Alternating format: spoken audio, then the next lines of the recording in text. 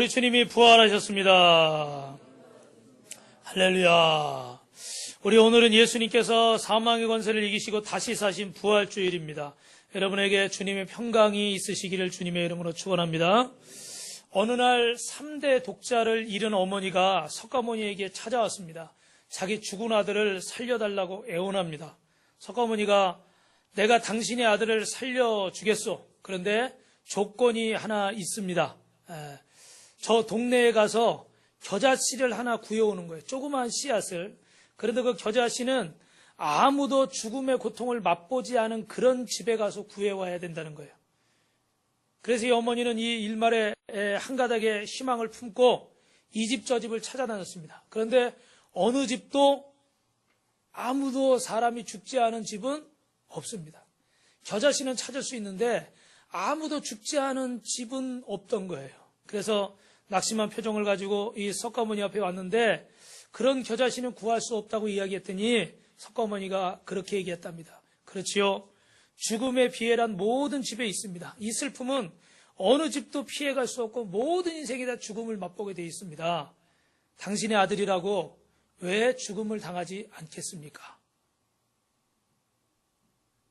이게 끝이에요. 그리고 돌려보냈다는 거예요. 그러니까 살릴 수 있다는 거예요? 없다는 거예요? 살릴 수 없다는 거죠.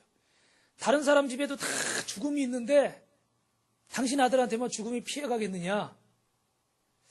여러분 가만 생각하면 굉장히 철학적이고 굉장히 멋있는 대답으로 들릴 수도 있어요. 그런데 이게 끝입니다. 사람은요, 인생이 한 번 태어나서 한 번 죽으면 끝난다 이렇게 생각하는 분들이 있습니다. 그분들은 뭐라고 생각하냐면 나 하나 죽으면 그만이지. 나 하나 없어지면 그만이지. 연세 많이 드셔서 몸이 아프시고 이 부모님이 그러시면 아이고 내가 괜히 살아서 내 자식들한테 피해나 주고 이거 내가 괜히 나 하나 죽으면 그만이지. 그건 죽음이 끝이라고 생각하는 사람들이에요. 어떤 사람은 사업하다 어렵고 어떤 사람은 정치하다가 문제가 생기니까 자기 옆에 이 사람들 가족들이나 측근들 보호하겠다고 또 목숨을 버리고 대기업 사장님도 자기 빌딩에서 그 말도 안 되는 그 좁은 창틈으로 어떻게 뛰어내렸는지 이해도 안 되는데 글로 뛰어내리고요. 서울 시내 한복판에서. 이런 일들이 왜 있습니까? 죽음은 끝이다. 나 하나 죽으면 모든 게 다 끝난다. 이렇게 생각하는 거예요. 그러나 여러분 성경엔 히브리서 9장 27절이 이렇게 말합니다. 사람이 죽는 것은 한 번 죽는 것은 정해진 것이고 그 외에는 뭐가 있다고요? 심판이 있느니라. 할렐루야. 이 죽음이 끝이 아니라는 게 죽음 뒤에 세계가 있다는 겁니다. 그래서 고린도전서 15장 31절에도 죽은 자가 다시 살지 못할 것이면 내일 죽을 터이니 먹고 마시자 하리라. 그러니까 죽음이 끝이라 그러면 지금 어떻게 실컷 먹고 실컷 즐기고 실컷 할 거 다 하자 이거예요. 나중에 후회할 수도 없으니까. 그런데 여러분 죽음이 인생의 끝이 아니라고 성경은 말해주고 있습니다. 그리고 부활하신 예수님의 모습을 통해서 이것을 다시 한번 우리에게 증명하고 있습니다. 여러분 한번 따라 하실까요? 부활은 역사적이며 실제적인 사건입니다. 여러분 죽은 사람이 살아났다? 먼저 믿기지 않죠? 믿을 수 없죠? 저도 상식으로 생각하면 믿을 수가 없습니다. 사람의 머리로 이것을 이해하려고 하면 절대 이해할 수가 없습니다. 아마 길에 가는 사람 100명 붙잡고 얘기하면 거의 다 어떻게 돼요? 정신 나갔다 이렇게 얘기를 할 겁니다. 어떤 아이가 학교에서 구구단을 배워서 할아버지에게 막 자랑하는 거예요. 할아버지 나 구구단 배웠어요. 뭐 2는 4, 2, 3, 막 6 이거 하는 거예요. 그래서 할아버지가 그래 좋아 그럼 한번 보자. 문제를 냈어요. 3 곱하기 4는 그것도 모르십니까? 왜 대답을 안 했어요? 3 곱하기 4는 예, 거의 잘하네요. 6 곱하기 7은 예, 누가 43이라고 그런 것 같아요. 예. 근데 이제 할아버지가 거기서 잘한다고 칭찬하고 13 곱하기 12는 이 손주가 뭐라고 그랬겠어요? 에이 할아버지 그런 문제가 세상에 어디 있어요? 할아버지가 엉터리야. 무슨 얘기인지 아세요? 사람은요 자기가 알고 있는 선에서만 이해를 하는 거예요. 그죠? 우리가 아무리 외국어 막 뭐라고 막 얘기해도요 알고 싶어도 어떻게 해요? 못 알아들어요. 내가 들을 수 있는 언어가 아니기 때문에. 이게 아무리 세상에 수많은 사건들이 있어도 우리는 우리의 상식을 벗어나고 우리 머리를 벗어나는 얘기는 안 믿으려고 하는 게 사람의 상식입니다. 여러분, 오늘 어떻게 죽은 사람이 살아날 수가 있겠습니까? 그런데 오늘 본문에 보니까 안식 후 첫날 막달라 마리아와 다른 여인들이 예수님의 시신이라도 보기 위해서 무덤을 찾아갔어요. 그때 큰 지진이 나고 주의 천사가 하늘로 내려와 돌을 굴려내고 그 위에 앉았습니다. 이 천사의 모습이 번개 같고 그곳은 눈과 같이 씌었다고 그랬어요. 그리고 거기서 천사들이 너희는 무서워하지 말라. 십자가에 못 박힌 예수를 너희가 찾는 줄을 내가 아노라. 그가 여기 계시지 않고 그의 말씀하신 대로 살아나셨느니라. 할렐루야. 누가라는 의사도요, 그때 당시 로마의 총독인 데오빌로에게 가서 이 역사적인 사건을 아주 자세하게 사도행전 1장과 누가복음 1장에 자세하게 기록하는 것을 우리가 볼 수가 있습니다. 그래서 그럼 예수님의 부활을 안 믿는 사람들이 이야기를 하는데 몇 가지만 정리를 해보면 첫째는 이런 겁니다. 예수님의 죽음은 완전한 것이 아니라 기절한 것이다. 그가 막 매를 맞고 지금 고통을 당했기 때문에 기절했다가 차가운 돌 있는 그 무덤에 갖다 누워놓으니까 좀 이따가 어떻게 돼요? 정신을 차렸다는 거예요.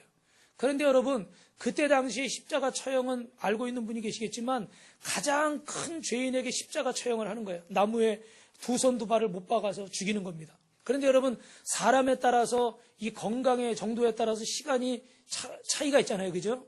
그래서 어느 정도 시간이 지나면은 이 사람들이 어떡합니까? 이 옆에 있던 군인들이 그 시신의 다리를 부러뜨립니다.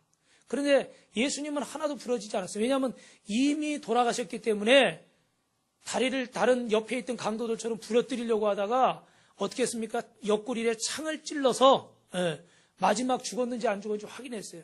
근데 이 사람이 죽었나 안 죽었는지 어떻게 확인을 하냐면 피가 나오는 걸 보면 알 수 있어요. 보통 살아있는 사람은 탁 찔르면 어떤 피가 나옵니까? 빨간 피가 나오잖아요. 그죠? 근데 이게 사람이 심장이 멈추면요, 이게 계속 심장이 펌프질을 안 하잖아요. 그죠? 그러니까 피하고 물하고 어떻게 돼요? 나눠지는 거예요. 물과 기름 나눠지듯이. 그래서 물과 피가 이렇게 또 쏟아지는 거예요. 그 모습을 보고 이미 이 사람은 죽은 지 몇 시간이 흘렀구나. 이걸 알 수가 있어요. 아마 제 얘기가 믿기지 않으시면 의사들한테 물어보십시오. 그런데 예수님은 그 옆구리를 창으로 찔렀더니 물과 피가 나와서 다리를 부러뜨릴 이유가 없었답니다. 그래서 여러분, 그냥 기절한 사람이라고 그러면 뭐 그럴 수도 있겠죠. 그죠? 근데 옆구리를 창에 찔러서 그것도 자기들이 보는 눈앞에서 물과 피가 흐르는 것을 보고 이 사람 죽었다. 다리 부러뜨릴 필요도 없으니까 갖다 묻어버리자. 이렇게 된 겁니다. 그러니까 이 사람들이 기절했다는 얘기는 말이 안 되는 얘기고, 또 하나는 제자들이 이 예수님의 시신을 도둑질해 갔다는 거예요. 그래 놓고 예수님 부활하셨다 이렇게 얘기한다는 거예요. 근데 여러분, 예수님의 제자 중에 수제자인 베드로는 계집 여종이 나 저 사람 예수와 함께 있는 거 봤다. 저 사람 예수의 제자다. 그랬더니 베드로가 어떻게 했다고 그랬죠? 3번이나 부인했어요. 그죠? 근데 그것도 어떻게 부인해? 나 몰라! 나 저 사람 몰라! 막 저주하면서 막 상관도 없어. 이렇게까지 막 부인해냈어요. 그리고 도망가 버려요. 얘들아, 나는 고기 낚으러 간다. 그리고 도망가 버렸어요. 베드로는. 그런데 그런 제자들이 그 로마 군병, 유대 군병들이 지키고 있는 그 자리에 가서 그 시신을 돌문을 굴려내고 시신을 옮겼다고요? 이게 상식적으로 이해가 안 되죠. 그죠? 그 돌이 어마어마하게 크거든요. 예. 그리고 또 거기에는 또 군병들이 막 지키고 있는데 어떻게 그 큰 돌문을 옮기고 그 성인 남자 시신을 어떻게 옮겨오겠습니까? 또 하나는요, 유대인들이 훔쳐갔다는 거예요. 유대인들이. 그때 당시 유대인들은 예수님을 너무너무 미워해서 예수님의 시신을 훔쳐갔대요. 그러면 이 대제사장과 유대인들은 예수님이 부활하신다는 이야기를 이미 하셨기 때문에 이 사람들은 그걸 안 믿었고, 만약에 이 사람들이 그 시신을 훔쳐가면 사람들이 뭐라고 그러겠어요? 예수님이 없어졌다고 그러겠어요? 부활하셨다고 그러겠어요? 부활하셨다고 그러죠. 시신이 없어지니까. 그죠? 이게 뻔히 유대인과 대제사장들이 알고 있는 거예요. 그 사실을. 그런데 그 사실을 알면서까지 그렇게 할 리가 없다는 거죠. 그죠? 그래서 훔쳐갔다는 얘기도 말이 안 되고, 또 부활을 목격한 사람들이 너무너무 사모하는 나머지 쉽게 말하면 헛것을 봤다는 거예요. 헛것을. 근데 여러분, 이 헛것을 보는 건 어쩌다 한두 사람은 헛걸 볼 수 있어요. 그죠? 근데 우리 예수님은 12제자에게도 나타나셨을 뿐만 아니라 엠마오로 가는 2제자에게도 나타나시고 500여 성도들에게도 나타나시고 여러 군데 우리 주님이 나타나신 기록이 성경에 수없이 나와 있습니다. 그러면 이 사람들이 동일하게 헛것을 봤다고요? 여기서 어쩌다가 한두 사람은 약간 정신이 없어서 조금 헛것을 볼 수도 있어요. 그죠? 근데 우리 모두가 다 헛것을 봤다? 그거는 헛것일 수가 없는 거죠.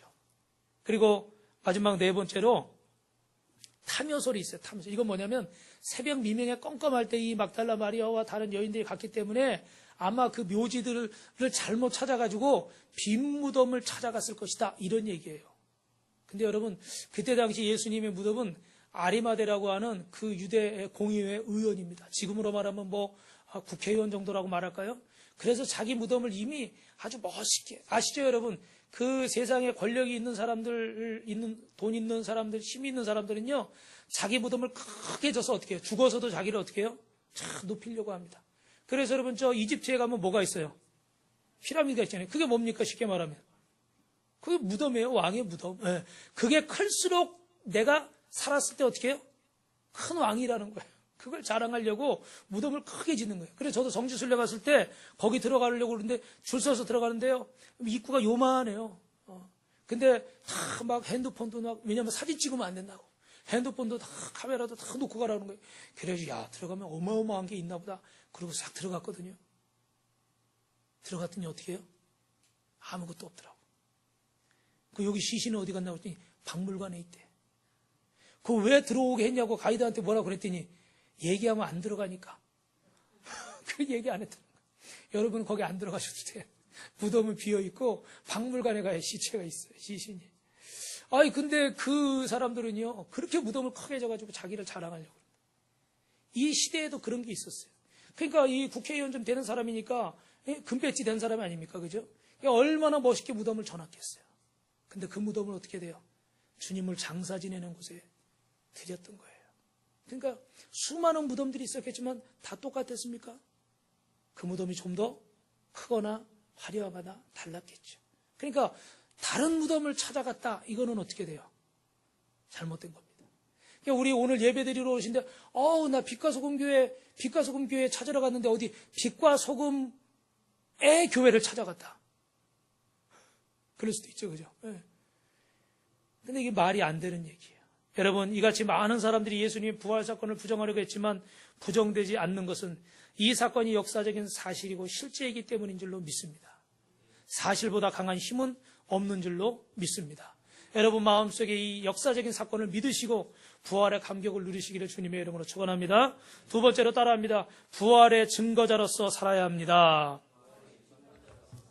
할렐루야. 여기 7절부터 10절에 보니까 인도의 성자였던 썬다싱은 영국을 방문했을 때 힌두교를 버리고 기독교를 믿게 된 이유가 뭡니까? 이렇게 질문을 했습니다. 그랬더니 힌두교와 기독교의 차이가 무엇이기에 이렇게 당신은 개종했습니까? 이렇게 물어본 거예요. 그랬더니 썬다싱이 대답하기를 한마디로 딱 얘기했습니다. 부활하신 예수님 때문입니다. 할렐루야. 여러분, 예수님의 부활을 믿는 사람은 오늘 7절부터 10절에 나와 있는 것처럼 공통점이 있습니다. 그게 뭡니까? 예수님의 증인이 되는 줄로 믿습니다.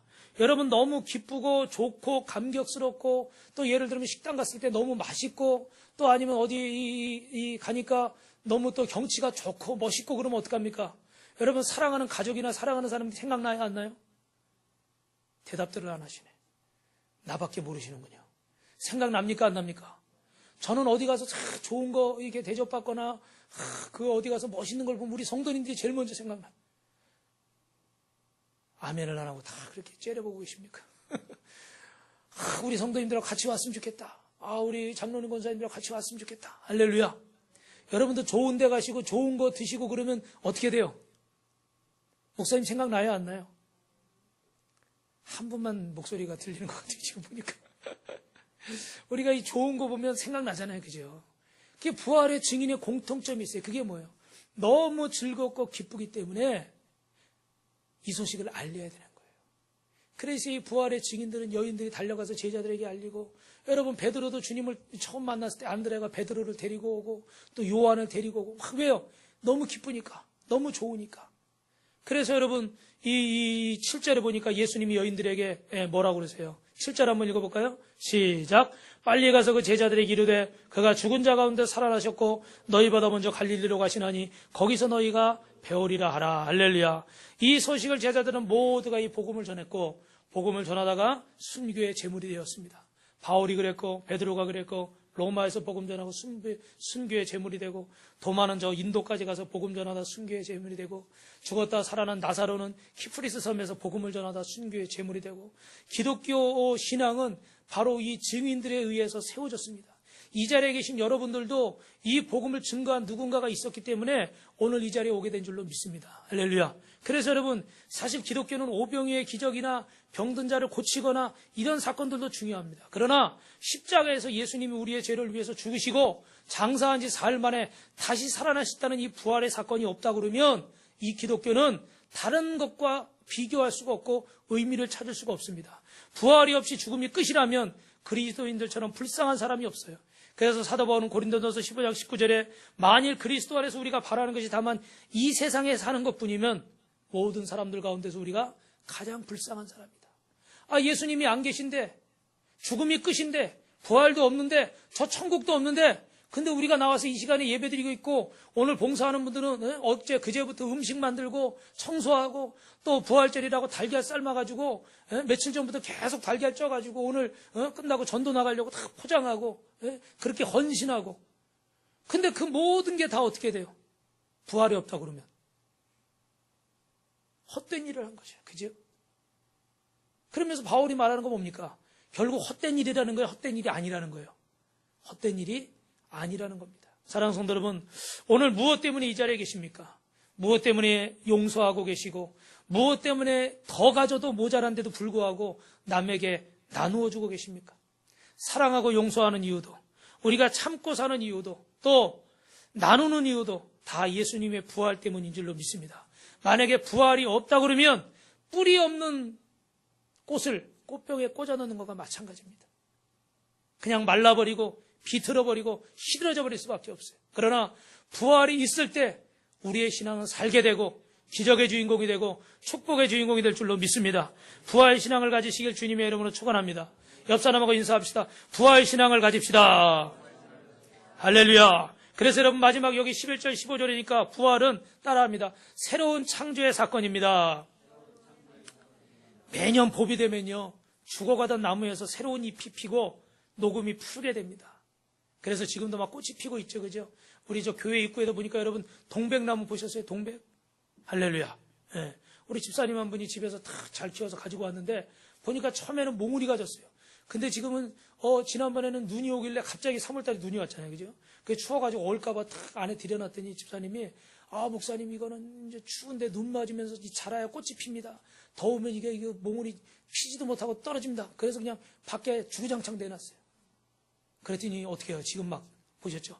꽃이 막 피는 거예요. 할렐루야. 봄이 되면요, 이렇게 꽃이 막 피어요. 그 죽은 정말 시체처럼 잠자던 그 동물들도요, 겨울잠에서 다 깨어납니다.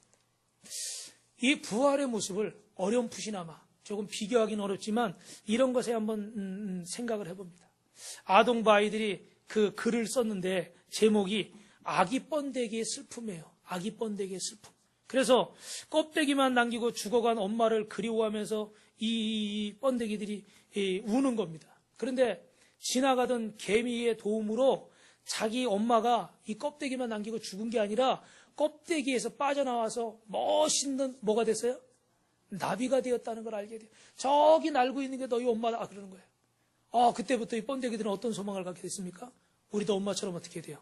쫙 황골탈퇴해가지고 나중에 저렇게 멋있는 날개를 펴고 이 껍데기를 사망의 어두운 권세를 이기고 이게 참 이 생명의 날개짓, 부활의 날개짓 살 수 있구나, 이런 소망을 갖게 됐대요. 여러분, 부활을 정확히 이것으로 설명할 수는 없습니다. 그러나 부활은 새로운 창조인 줄로 믿습니다. 새로운 인생을 살게 되고 새로운 역사가 나타나고 새로운 가정이 되고 새로운 직장 사업장이 되고 새로운 인생이 되고 여러분, 새로운 가정이 될 줄로 믿습니다. 새로운 민족이 될 줄 믿습니다. 여러분, 마음에 고민이 있으십니까? 또 자녀에 대한 걱정, 남편에 대한 걱정, 이런저런 염려가 있으십니까? 오늘 부활의 주님을 만나시기를 바랍니다.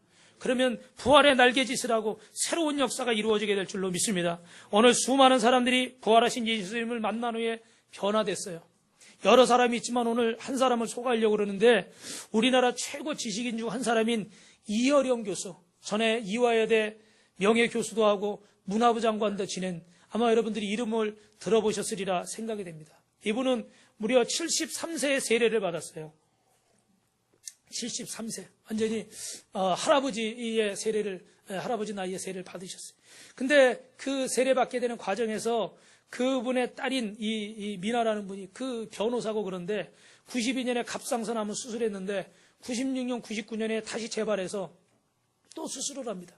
딸도 아픈데 또 둘째 아들 손주까지 몸이 너무 아파서 하와이로 이민을 갔어요. 그런데 거기서 이 딸이 이 망막이 손상돼서 그 아버지를 제대로 이렇게 볼 수도 없고 또 뭐 설거지나 이런 것도 제대로 할 수 없는 그런 상황까지 처했습니다. 이 돈도 있고 명예도 있고 어느 정도의 권력도 있는 이 아버지지만 자기 딸과 이 손주의 아픔에 대해서 아무것도 해줄 수 있는 게 없는 거예요. 여러분, 부모가 자식이 그 앞에서 아프면 얼마나 그게 마음이 아픕니까? 그죠? 예. 부모님들 마음은 차라리 내가 아프면 좋겠다. 이렇게 말씀하시죠. 그죠? 근데 여러분, 이 고통을 보면서도 이 문화부 장관까지 지내시고 어디 막 교수하시고 이런, 그래도 대한민국에서 이름 있는 분인데 아무것도 할 게 없는 거예요. 그래서 그분이 하나님을 안 믿는 사람이지만 마음속으로 기도를 했어요. 하나님, 내 사랑하는 딸 미나에게 빚을 거두지 않으신다면, 저 눈을 멀게 하지 말고 정말로 회복시켜 주신다면 제가 남은 인생은 하나님의 종으로 살겠습니다. 아멘이 나와야 되는데. 할렐루야. 여러분도 한번 아멘 해보세요. 남은 인생은 하나님의 종으로 살겠습니다. 근데 정말 기적적으로요, 이 딸의 눈이 치료된 줄 믿습니다. 그래서 이분이 예수님을 믿게 됐어요. 근데 이분이 얘기할 때, 내가 우리 딸 낳은 것만 가지고 내가 믿었다 그러면 아마 사람들이 웃을 겁니다. 그런데 사실은 그 앞뒤에 여러 가지 이제 과정들이 있었죠. 이분은 이제 그 공부를 많이 한 분이니까 이 기독교도 학문적으로 한번 본 거예요. 그래서 간단하게 말씀드리면 기독교는 몰락하는 이 서구 문명처럼 결국은 이 시대의 문제를 해결하지 못하고 기독교도 쇠퇴할 것이다 이렇게 생각을 했고, 이 역사적인 문제는 역사 안에서 해결해야 되기 때문에 기독교는 이 문제를 해결할 수 없다. 또 예수님은 뭐라고 그러셨습니까? 가이사의 것은 가이사에게, 이런 말씀하셨잖아요. 그죠? 그러니까 예수님은 현실을 도피하는 분이다. 현실을 피하는 분이다. 그러니까 이 기독교는 절대로 이 문제를 해결할 수 없고, 종교라는 것은 인간의 약점을 가리기 위해서 그냥 무언가 의지하는 그저 하나의 문화일 뿐이다. 뭐 이렇게 얘기를 합니다. 어려운 얘기 같지만 단순한 얘기예요. 신은 의미가 없다. 이런 얘기입니다. 그래서 토인비라는 유명한 역사가의 말을 빌려서 새로운 기독교가 필요하다 이렇게 얘기했던 그런 불신자입니다. 그리고 이런 분이 예수님을 믿게 됐어요. 그런데 이분이 예수님을 믿으면서 하는 말이, 정말 주님 앞에서 내가 철저하게 절망하고 철저하게 내가 무너지고 철저하게 깨어졌을 때 나는 주님을 만났다. 할렐루야. 그전에는 나는 글을 쓸 때 이분이 글을 굉장히 잘 쓰거든요. 저도 한번 이분 책을 한 2권 정도 읽었는데 정말 너무너무 기가 막히더라고요. 야, 어떻게 이런 표현들이 있나 싶을 정도로 아주 뭐 대단하더라고요, 진짜. 그 머릿속에 이제 들은 걸 좀 제가 좀 가져가고 싶을 정도로 굉장히 박식한 분은 맞아요. 근데 주님을 만나기 전에는요, 자기가 어떤 것들 글을 쓸 때 부족함을 못 느꼈대요. 참 멋있게 막 글을 썼어요. 그런데 주님을 만나고 나니까 어떻게 돼요?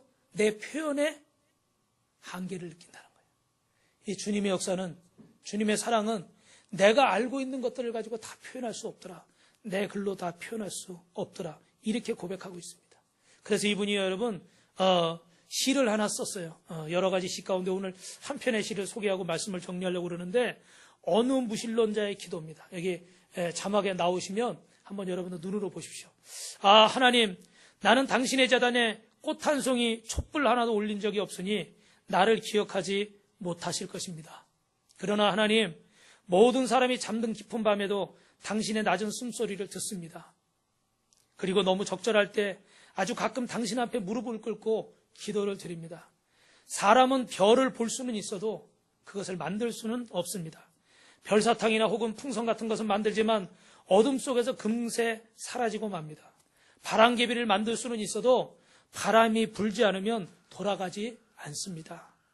하나님, 바람개비를 든 채 잠들어버린 유언제 아이들 말입니다. 하나님, 어떻게 저 많은 별들을 만드셨습니까? 그리고 처음 바다의 물고기들을 놓아 헤엄치게 하실 때 당신의 손으로 만드신 저 은빛 날개를 펴고 새들이 일제히 하늘로 날아오를 때 하나님의 마음은 어떠하셨는지 알고 싶습니다. 이 작은 한 줄의 시를 쓰기 위해서는 발톱처럼 무디어진 가슴을 찢어야 하고 코피처럼 진한 후회의 눈물을 흘려야만 하는데 용서하십시오. 아, 하나님, 어떻게 그 많은 별들은 축복으로 만드실 수 있었는지요. 당신의 제단에 지금 이렇게 엎드려 기도하는 까닭은 별을 볼 수 있어도 그것을 만들지도 셀 수도 없기 때문입니다. 하나님, 원컨대 아주 작은 모래알 만한 별 하나만이라도 만들 수 있는 힘을 주십시오. 아닙니다. 절대로 아닙니다. 감히 어떻게 하늘의 별을 만들 생각을 하겠습니까? 그저 이 가슴속 깜깜한 하늘에 반딧불만한 작은 별 하나라도 만들 수 있는 힘을 주신다면 내 가난한 말들을 모두 당신의 제단에 바치겠습니다. 향기로운 초원에서 기른 순수한 새끼양 같은 나의 기도를 바치겠습니다. 좀 더 가까이 가도 되겠습니까, 하나님? 당신의 발끝을 가린 성스러운 옷자락 때 묻은 이 손으로 조금 만져봐도 되겠습니까? 그리고 그 손으로 저 무지한 사람들 가슴 속에서도 풍금소리를 울리게 한 줄의 아름다운 시를 쓸 수 있도록 허락해 주시겠습니까? 할렐루야. 자기가 정말 하나님의 은혜로 이 말을, 이 시를 좀 멋있게 써서 좀 하나님을 찬양할 수 있게 해달라는 그런 내용이십니다. 근데 처음에 첫 줄에 그래요. 하나님, 저를 잘 모르실 거예요. 왜요? 저는 하나님 앞에 한 게 없으니까 아마 제 이름 기억 못 하실 겁니다. 그러면서 이렇게 쭉 써내려가고 있어요. 여러분, 하나님은 저와 여러분의 이름을 기억하고 계신 줄 믿습니다. 오늘 이 자리에 처음 나오신 분이라고 할지라도 하나님은 여러분의 이름을 기억하고 오늘 생명책에 기록하기 위해서 저 천국에 인도하기 위해서 오늘 우리를 부르신 줄로 믿습니다. 여러분, 말씀을 마치겠습니다. 하나님의 창조의 질서는 어느 누구도 막을 수가 없습니다. 오늘 우리가 읽었던 말씀처럼 이 부활의 사건을 목격한 파수꾼들을 이 대제사장들이 데리고 와서 장로들과 의논해가지고 돈 주고 그들의 입을 막으려고 했습니다. 그러나 아무리 그들이 입을 막으려고 해도 막을 수가 없었습니다. 조그마한 이 형광등 불빛은 손으로 가릴 수 있을지 모르겠지만 태양빛은요, 어떤 것으로도 막을 수가 없습니다. 베드로는 뻔뻔하게 예수님을 3번씩이나 부인했지만 부활하신 예수님을 만난 뒤에 그의 인생은 새롭게 시작됐습니다. 우리 주님은 우리의 과거를 묻지 않으시고 하나님을 믿고 끝까지 승리하게 인도하시는 줄로 믿습니다. 사도 바울은요, 어찌하든지 죽은 자 가운데서 부활을 이루려고 하노라. 그냥 내가 앉아서 부활을 기다리는 게 아니라 내가 죽어서라도 목숨을 걸고 이 부활을 이루겠다. 이런 고백을 하고 복음을 전하다가 순교했습니다. 여러분, 우리는 지난 주간에 2018년 고난주간 특별 새벽 예배를 했습니다. 그래서 성경의 실패를 딛고 일어난 수많은 사건과 또 인물들을 보면서 다시 뜨겁게 그들이 어떻게 그 실패를 딛고 일어나서 주님을 사랑하게 되었는가 말씀을 통해서 봤어요. 다윗에 관한 얘기, 또 이스라엘 백성과 오베데돔, 또 야곱과 베드로와 바울에 관한 이야기를 봤습니다. 저들은 하나같이 실패한 사람들이었고 망할 수밖에 없는 사람들이었습니다. 그런데 그들이 부활하신 주님, 살아계신 하나님을 만나고 나니까 그들의 인생이 변화되고 복된 인생으로 변화돼서 지금으로 말하면 따라하겠습니다. 물질의 문제도 해결되고 건강의 문제도 해결되고 자녀의 문제도 해결되고 인생의 모든 문제가 해결됐습니다. 할렐루야. 여러분, 우리 하나님은요, 역전의 명수예요. 믿으십니까? 저는 역전 그러면 제일 기억나는 게 있는데 여러 가지가 있지만 옛날에 차범근 선수가 어디 동남아시아 축구 시합할 때 몇 분 남겨놓고 막 혼자서 막 3골 넣은 적 있잖아요. 그죠? 그거 잊을 수가 없어요, 진짜. 그 만화영화 같은. 근데 정말 진짜 잊지 못하는 건 그 4전 5기 홍수환 선수 기억하십니까? 1978년에 저 파나마인가요? 이름이 카라스키야. 이 사람한테 몇 번 다운당했어요? 4번 다운당했어요. 4번. 네. 4번 다운당해서 정말 3번째 쓰러졌더니 야, 이제 끝났구나. 더 이상은 못 일어나겠다. 근데 또 뻘떡 일어나가지고요. 어디서 그렇게 힘이 났는지 또 달려들어요. 그러니까 이 카라스키야 이 선수가 어떻게 돼요? 질리죠. 한 번도 아니고 4번 쓰러졌는데 또 일어나니까 나중에는 때리다 이 사람이 지쳤어요. 그래도 마지막에 한 번 팍 날리니까 어떻게 됩니까? 그 선수가 다운됐어. 그래가지고 홍수환 선수 유명한 게 뭐예요? 4전 5기. 예.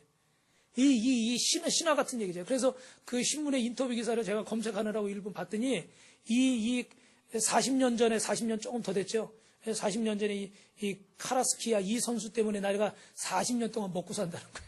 그 옛날에 그 역전승한 거 한 번 때문에 내 이름이 유명세를 타서 지금까지도 그걸 나를 불러주는 데가 있고 알아주는 사람이 있어서 그것 때문에 내가 평생 먹고 산다. 그런 재밌게 인터뷰를 한 내용이 있더라고요. 그래요, 여러분. 이런 역전이 참 멋있습니다. 그런데 우리 하나님은 이보다 더 멋있는 역전을 하셨어요. 죽음의 권세를 이기시고 부활하셨습니다. 할렐루야.